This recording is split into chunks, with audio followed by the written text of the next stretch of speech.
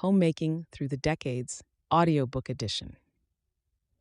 The 1950s, Abundance, Appliances, and the Ideal Home. The 1950s arrived in American homes with an almost shocking abundance. After 15 years of Depression scarcity and wartime rationing, the post-war economy delivered prosperity on a scale the country had never seen. New houses were being built by the thousands in suburban developments that rose on former farmland outside every major city. New appliances filled their kitchens. New cars sat in their driveways. New babies filled their nurseries, as the returning servicemen and their wives produced the generation that would eventually be called the baby boom. The homemaker of the 1950s was the decade's central figure, its ideal, its symbol, and, more than the culture acknowledged, its most complicated inhabitant. The domestic ideology of the era was both genuine and constructed. Genuine in that many women found real satisfaction in creating comfortable homes and raising families in the new prosperity. Constructed in that the cultural insistence on domesticity as every woman's highest calling was partly a mechanism for keeping women in the home at a moment when their wartime contributions had demonstrated that they could function perfectly well outside it. Betty Friedan would call the gap between the domestic ideal and the private reality the problem that has no name when she published The Feminine Mystique in 1963. But in the 1950s, the problem was not yet publicly named.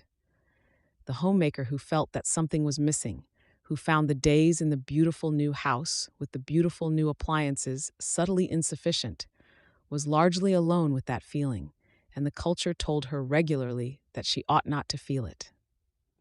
Not all women were confined to the suburbs. Black women in both the North and South navigated a domestic ideal that was simultaneously held up as universal and denied to them by segregation, poverty, and the persistent devaluation of their household labor. The 1950s homemaking ideal was explicitly white and implicitly middle class, and the distance between the magazine ideal and the daily reality varied enormously across racial and economic lines. She had everything the advertisements promised. Most of it was genuinely good. Some of it felt, on certain quiet afternoons, like the furniture of a life she had not quite chosen. The 1950s kitchen was a technological showroom.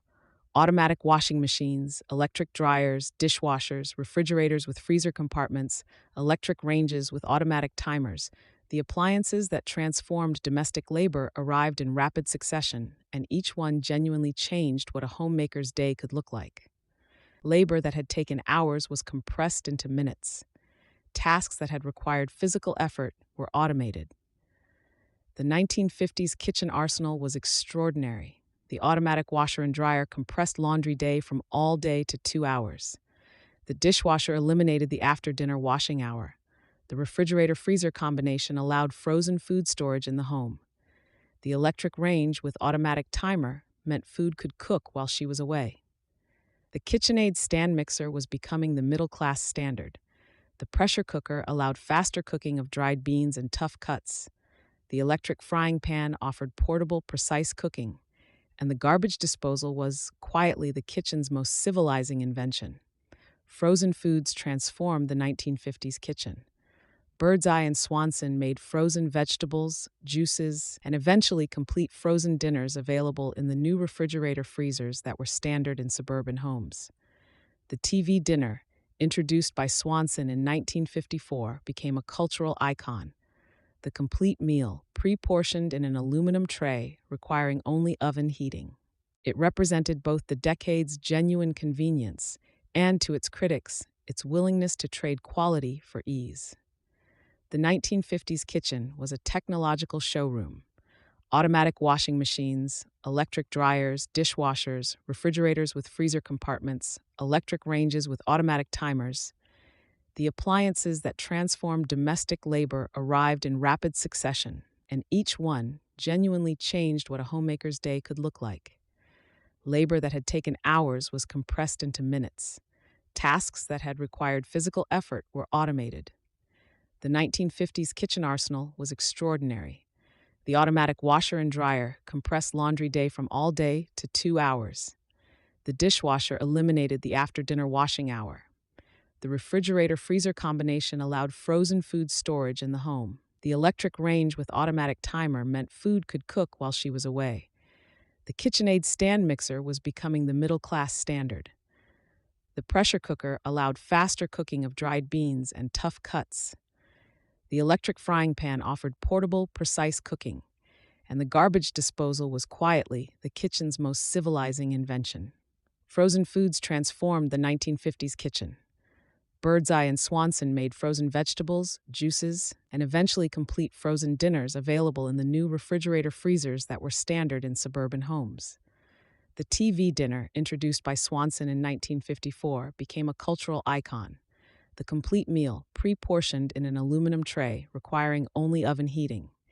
It represented both the decade's genuine convenience and, to its critics, its willingness to trade quality for ease. The casserole became the decade's signature dish, combining ingredients in a single baking dish with a cream of mushroom soup sauce that required no great skill to prepare and produced reliably satisfying results. The casserole was egalitarian, practical, and infinitely variable. It could be made in advance and reheated. It could feed a crowd. It could use up leftovers.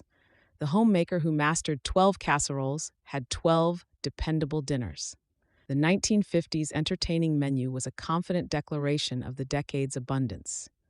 Jell-O salad molds updated the 1920s gelatin tradition with cream cheese and fruit. Tuna noodle casserole became the decade's most popular weeknight dish. Green bean casserole, invented at Campbell's Soup in 1955, became an instant classic that has appeared at approximately every Thanksgiving since. Deviled eggs were the party appetizer of the generation. Ambrosia salad, with fruit, coconut, and marshmallows, served as festive dessert. Baked Alaska was the dramatic dessert for company dinners. Pot roast on Sunday was the week's best meal, slow-cooked to tenderness, and angel food cake offered light, elegant simplicity.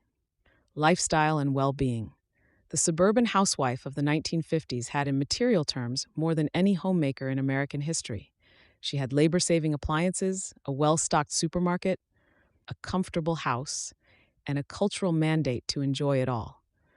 The fact that this mandate was itself a form of pressure, that the injunction to be happy in one's beautiful kitchen could feel like a requirement rather than a permission, was not something the decade was equipped to discuss. The television arrived in living rooms across America in the early 1950s, and by the end of the decade, 90% of American homes had one. It brought the world in the way the radio had, but with pictures, and it also brought a new kind of domestic ideal in the form of situation comedies that showed homemakers who were always cheerful, always capable, always beautifully dressed at the kitchen stove. June Cleaver was not a realistic portrait. She was an aspirational one. And the distance between the aspiration and the daily reality was experienced privately, in kitchens across the country. The tranquilizer became the decade's medical response to the problem that had no name. Miltown, introduced in 1955, became one of the fastest-selling drugs in American history, prescribed largely to women for the anxiety and depression that the decade's domestic ideal could produce in those who found it insufficient. The drug treated the symptom without examining the cause, which was at least consistent with the decade's broader approach to women's discontent. She was grateful for the beautiful house, the new kitchen, the healthy children. She was. And still, on certain Tuesday afternoons, she felt something she could not quite name and was not permitted to say. The 1950s homemaker developed skills in a new direction: the management of abundance rather than the management of scarcity. The organizational challenges of a well-stocked kitchen, a schedule full of children's activities, and an active social calendar required real planning ability, even if the challenges were different from those of the Depression or the war. The new skills the 1950s required included appliance operation and maintenance, understanding the new machines and keeping them working, supermarket navigation. The modern grocery store was a genuinely new environment that required new shopping habits, casserole and make-ahead cooking for entertaining efficiently. Suburban scheduling, managing children's activities across distances that required a car, PTA and civic organizing as women's organizational activity expanded. television literacy, understanding the new medium and its influence on children, brand evaluation, choosing among the proliferating consumer goods, and home decorating in the ranch house style with its new suburban aesthetic. The homemaker's role as consumer became more central in the 1950s than at any previous point. The advertising industry had discovered the housewife as its primary target audience, and the sophistication of post-war advertising, in the new medium of television, in the expanding women's magazines, in the supermarket itself, was considerable. Learning to navigate this environment with intelligence, to distinguish genuine quality from manufactured need, was a real skill that the decade's culture of abundance made necessary. Fun and creativity. The 1950s homemaker's creative life centered on the home in a way that the decade's domestic ideology both celebrated and constrained. She decorated with energy and genuine flair. The ranch house permitted a new interior aesthetic that was both more casual and more colorful than the Victorian and craftsman homes of earlier generations. Turquoise, avocado green, and harvest gold appeared in kitchens across America. Knotty pine paneling went up in family rooms. Wall-to-wall carpeting softened what had previously been hardwood floors. The creative pleasures of the 1950s home were various and genuine. Interior decoration in ranch house style with bold colors and modern furniture. Tupperware parties. The social occasion as sales event as genuine fun. Television as shared family experience. Backyard barbecuing as the new outdoor entertaining form. Baking as creative expression. Elaborate layer cakes and decorated cookies. Needlework and crafts including crewel work, needlepoint, and rug hooking. Flower arranging as fresh flowers became widely affordable at markets, and PTA projects and school involvement as community creativity. The Tupperware party was a genuine 1950s social invention, an entertainment format that combined the pleasure of female socializing with the business of selling plastic food storage containers in a way so effective that it survives to the present day. Brownie Wise, the marketing genius behind the format, understood that women who would not enter a store to buy Tupperware would buy it from a friend in a friendly living room. The Tupperware party was commerce disguised as community, and it worked because the community part was genuine. Modern trends and innovations. No decade produced more domestic innovation than the 1950s.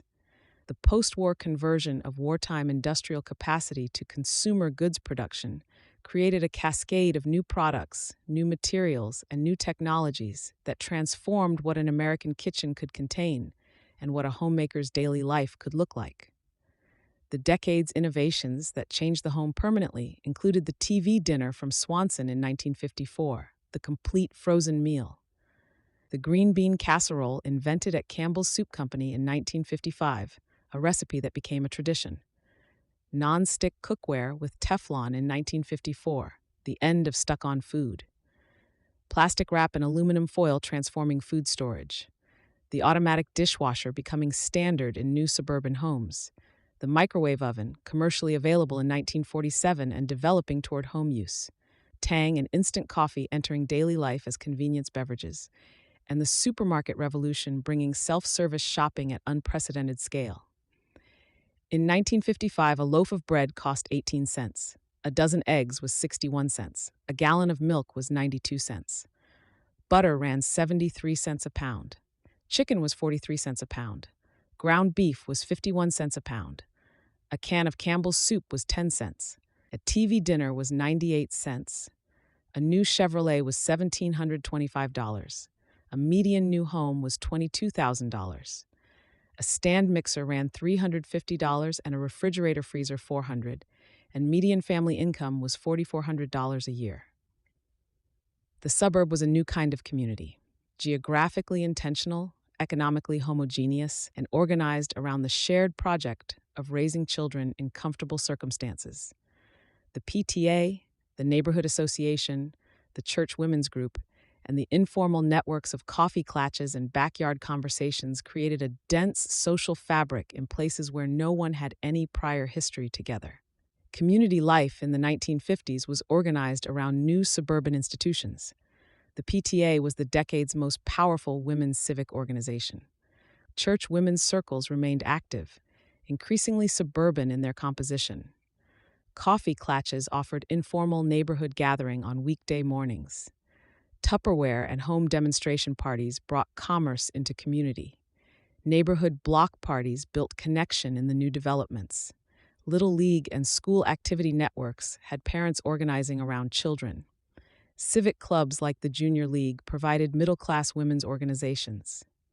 And book clubs created intellectual community for educated homemakers. Family and relationships. The 1950s family was defined by its children. The baby boom was not a demographic accident. It was the product of decisions made by millions of couples who had married young, deferred children through the Depression and the war, and now found themselves in comfortable houses with stable incomes and every cultural encouragement to reproduce.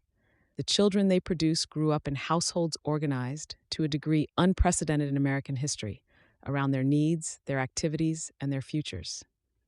Family life in the 1950s home had a recognizable pattern. Father as breadwinner, defined by the suburban commute. Mother as full-time homemaker, the decade's prevailing arrangement. Multiple children, 3 or 4, as the norm. Children's activities as the household's social calendar.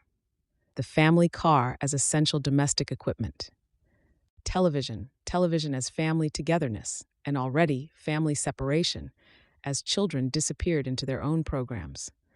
Post-war prosperity enabling childhood leisure for the first time. Fewer child workers, more play, and college as aspiration, especially for sons, and increasingly for daughters. It happens.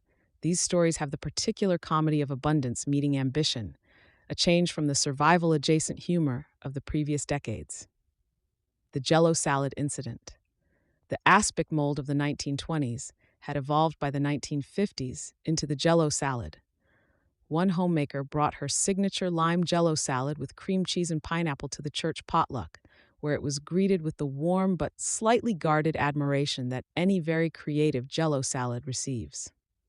On the way home, the salad, not quite fully set due to an overconfident reading of the refrigeration time, tipped from the seat of the car at a stop sign and decorated the interior of the new Chevrolet with a thoroughness that she and her husband were still discussing, in hushed tones a year later.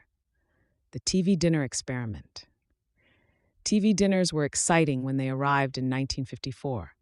The futuristic appeal of a complete meal in a compartmentalized aluminum tray was considerable.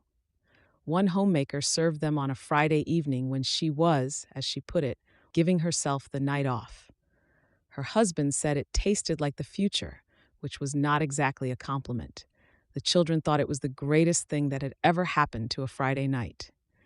She served TV dinners approximately twice a year thereafter, enough to maintain the novelty, not enough to suggest she had stopped cooking. The appliance overflow. The 1950s suburban kitchen offered counter space that previous generations would have found unimaginably generous. One homemaker filled hers: toaster, toaster oven, electric frying pan, stand mixer, electric can opener, electric knife sharpener, and in a moment of consumer enthusiasm she later regretted, an electric carving knife that proved useful approximately once per Thanksgiving. Her husband came into the kitchen one morning, surveyed the appliances, and observed that there appeared to be no room for actual food preparation. She moved the electric knife sharpener to the garage. The rest stayed. Step into their shoes. It is a Wednesday in October 1957, and she has a precise and comfortable schedule. Her husband left for the train at 7:15. The children left for school at 8. And now at 8:30 she has the morning to herself. She has the breakfast dishes in the dishwasher, which is running. The beds are made. The laundry is in the washing machine, which is also running. The automatic features of the house are doing their work while she begins hers. She makes her second cup of coffee, her one private luxury, taken at the kitchen table with the newspaper, and plans the day. She has a PTA meeting at 10 about the school science fair. She needs to start the pot roast by 11, so it will be ready for dinner at 6:30. She is hosting the book club on Thursday and needs to prepare for that. The living room needs freshening, and she needs to decide what to serve. The coffee finished, she takes out the casserole dish for tonight's pot roast. This is her best dish. She has made it monthly since they moved into this house in 1952, and she has refined it to the point where she no longer measures the seasonings. It goes in at 11 and comes out at 6. The house will smell wonderful by 4 o'clock. The PTA meeting takes 2 hours and is more interesting than she expected. There is a genuine disagreement about the science fair format. She has opinions, carefully formed, and she expresses them with a directness that surprises the newer members and does not surprise the women who have known her for 5 years. She is good at this. She knows she is good at this. She does not say so. Dinner is at 6:30. Pot roast, potatoes, and carrots from the same dish, rolls from the bakery. She has stopped apologizing for the bakery rolls, and a Jell-O mold she made yesterday that is exactly right. Cream cheese and crushed pineapple in lime gelatin, unmolded without incident onto the good plate. Her husband says dinner is wonderful. The children eat without comment, which she has learned to read as a positive sign. After dinner, she reads to the youngest for half an hour, then has 45 minutes for herself before bed. The television, or the novel she is reading for book club, or just sitting in the quiet house after the children are asleep, which is a pleasure she does not have words for and does not need words for. Her day, October 1957, 7:15, husband departs, breakfast cleanup, dishwasher started. 8, children to school, second coffee, newspaper. 8:30, day planned, house tidied, laundry started. 9:30, drive to school for PTA meeting. 10, PTA meeting, science fair debate, she has opinions. Noon, home, pot roast assembled and in oven. 1, book club reading, ironing, laundry transferred to dryer. 3, children home, snacks, homework supervision. 5, dinner preparation, table set, Jell-O mold unmolded. 6:30, dinner served, family evening. 8, children to bed, the quiet house, her own time. Recipes from the 1950s. These recipes come from the 1950s kitchen at its most confident, embracing new convenience products without shame, producing the hearty meals that the decade's hungry families required, and turning the casserole into an art form. Sunday pot roast. The Sunday pot roast was the 1950s homemaker's signature achievement. Slow-cooked, fork-tender, filling the house with a smell that meant home. This version cooks all day without attention, which was the point. Ingredients: 3 to 4 pounds of chuck roast, salt, pepper, and garlic powder, 2 tablespoons of oil or lard, 1 onion quartered, 4 carrots cut in chunks, 4 potatoes quartered, 2 stalks of celery, 1 can of cream of mushroom soup, 1 packet of dry onion soup mix, half a cup of water. Directions: season the roast generously with salt, pepper, and garlic powder. Brown in oil in a Dutch oven on all sides, 3 to 4 minutes per side. Add vegetables around the roast. Mix cream of mushroom soup, soup mix, and water and pour over everything. Cover tightly and cook at 300 degrees for 3 to 4 hours until fork tender. Alternatively, start at 11 in the morning and serve at 6:30 with bread for gravy. Green bean casserole. The original, invented by Dorcas Riley at Campbell's Soup Company in 1955, this recipe became one of the most reproduced in American culinary history. Simple, reliable, and genuinely good. Ingredients: 4 cups of cooked green beans, fresh, frozen, or canned. 1 10.5-ounce can of cream of mushroom soup. 3/4 cup of milk. 1 teaspoon of soy sauce, black pepper to taste. 1 1/3 cups of French's crispy fried onions divided. Directions: preheat the oven to 350 degrees. Mix soup, milk, soy sauce, and pepper until smooth. Stir in the green beans and 2/3 of the onions. Pour into a 1.5-quart baking dish.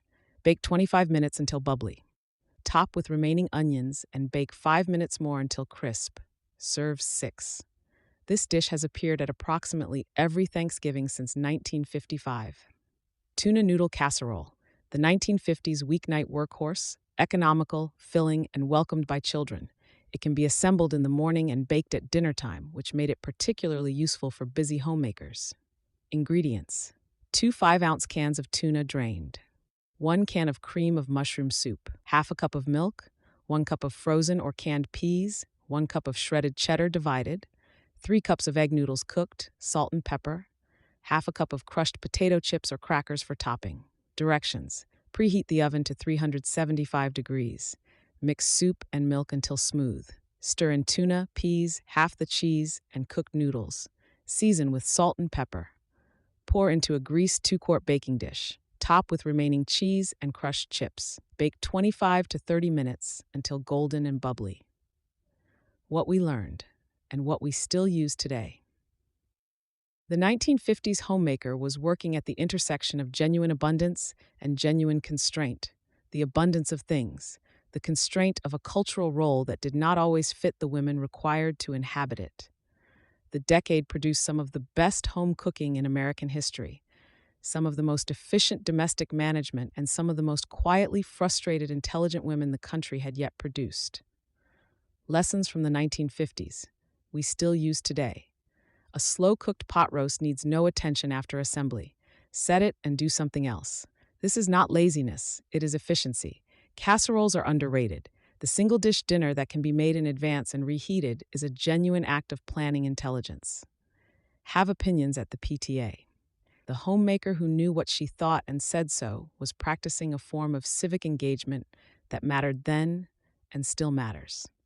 Make-ahead cooking saves more than time.